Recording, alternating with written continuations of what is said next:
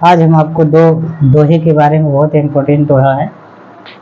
इसमें क्या सही है, क्या गलत है, इसमें क्या अच्छाइयाँ हैं, क्या बुराइयाँ हैं, आप लोग इसको समझिए और देखिए। इसमें रामचरितमानस के रचयिता संत गोस्वामी तुलसीदास जी लिखते हैं, जिनका जन्म कासगंज उत्तर प्रदेश सन 1543 ईस्वी में हुआ था। इनके पिताजी आत्माराम दुबे, इनकी माता हुलसी। ये अपने दोहे में लिखते हैं कि पूज्य विप्र सकल गुणहीना, शूद्र न जन गुण वेद प्रवीण। मतलब कहते हैं कि पूज्य विप्र सकल गुणहीना और शूद्र न जन गुण वेद प्रवीणा। मतलब यहाँ पे पहली पंक्ति में लिखते हैं कि पूज्य विप्र सकल गुणहीना। पूज्य मतलब पूज्यवान, विप्र मतलब ब्राह्मण, सकल गुणहीना, ठीक, यानी ब्राह्मण क्या है कि वह गुणहीन हो। ब्राह्मण गुणहीन हो, चाहे निरक्षर हो, चाहे अज्ञानी हो, फिर भी वह क्या है, पूज्यवान है, यानी उनकी पूजा करनी चाहिए। ठीक। दूसरी पंक्ति में लिखते हैं कि शूद्र न जन गुण वेद प्रवीणा, यानी शूद्र न जन गुण वेद प्रवीणा। इसमें लिखते हैं कि शूद्र, शूद्र किसको बोलते हैं, जैसे SC ST OBC समाज को शूद्र वर्ग बोला गया है। तो वर्ण व्यवस्था के अनुसार ब्राह्मण क्षत्रिय वैश्य शूद्र 4 वर्ण थे, लेकिन उसमें से जो तुलसीदास जी आते हैं वो ब्राह्मण समाज से आते हैं।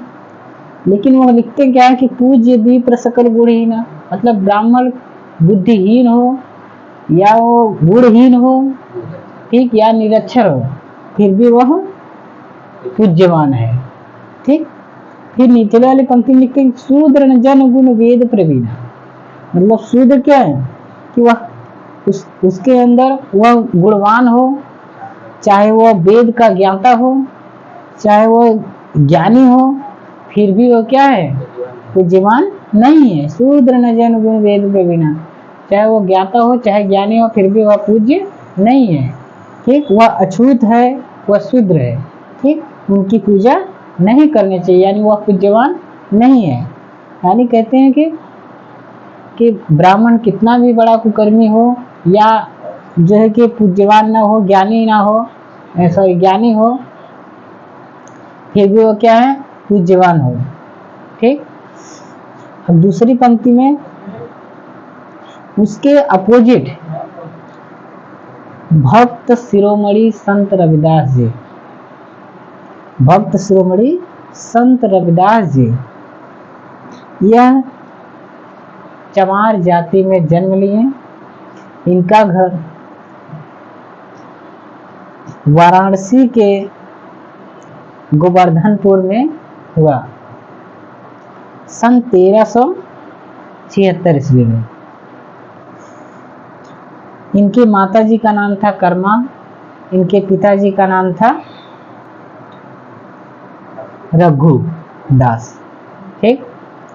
यह अपने चौपाई में क्या लिखते हैं दोहा में कि रैदास बाभन मत पूजिए जो होवे गुणहीन।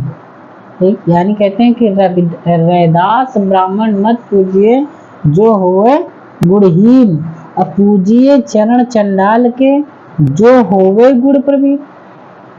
कितनी अच्छी पंक्ति लिखते हैं कि रैदास जी यानी संत रविदास जी कहते हैं कि रैदास बाभन मत पूजिए जो होवे गुणहीन, यानी संत रविदास जी कहते हैं कि उस बाभन की पूजा मत कीजिए, यानी उस व्यक्ति की पूजा मत कीजिए जो होवे गुणहीन, मतलब जो गुणवान न हो, जो शीलवान न हो, जो कुकर्मी हो, अधर्मी हो, उसकी पूजा मत कीजिए।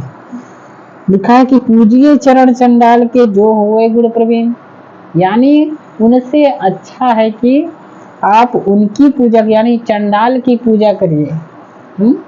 जो होवे गुण प्रवीण, यानी चंडाल भी क्या है, अगर ज्ञानवान है, अगर बुद्धिजीवी है, तो आप उसकी पूजा करिए, यानी गुणों की पूजा कीजिए, ना कि व्यक्ति की पूजा करिए। चाहे बड़ी जात का हो चाहे छोटी जात का हो, जातिवाद से, धर्मवाद से आप उनकी पूजा मत करिए, उनके कर्मों से पूजा करिए, उनके ज्ञान से पूजा करिए, चाहे वो किसी भी जाति का हो, चाहे किसी भी धर्म का हो। तो अब यहाँ दो दोहा हम आपको दिखाए हैं।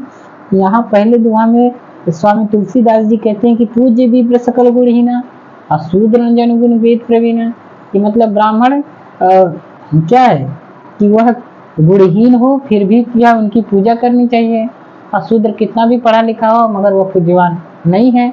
अब बताइए यहाँ गुणों की पूजा नहीं हो रही, यहाँ ब्राह्मण क्षत्रिय वैश्य शूद्र यानी जाति धर्म के नाम की पूजा बता रहे हैं। लेकिन यहाँ पे क्या है, संत रविदास जी कहते हैं कि रैदास बाभन मत पूजिए, यानी रैदास जी बोलते हैं कि किसी ब्राह्मण को की पूजा या किसी अन्य व्यक्ति की पूजा मत कीजिए कि जो होवे गुणहीन, यानी जो बिना ज्ञान का हो, जो ज्ञानी ना हो उसकी पूजा मत कीजिए। पूजिए चरण चंडाल के जो होवे गुण प्रवीण, यानी उससे अच्छा क्या चरण चंडाल की भी चरण पूज लीजिए, डोम के चरण पूज लीजिए, नीची जात के लोगों की चरण पूज लीजिए, उससे अच्छा है। यानी वह कब पूजा करिए कि जबकि वह ज्ञानी हो। ठीक है, तो इसमें अच्छाइयाँ क्या, इसमें बुराइयाँ क्या हैं, आप इसको ध्यान से समझेंगे, सुनेंगे, उसके बाद आप कमेंट के माध्यम से आप मुझे बताइएगा। धन्यवाद।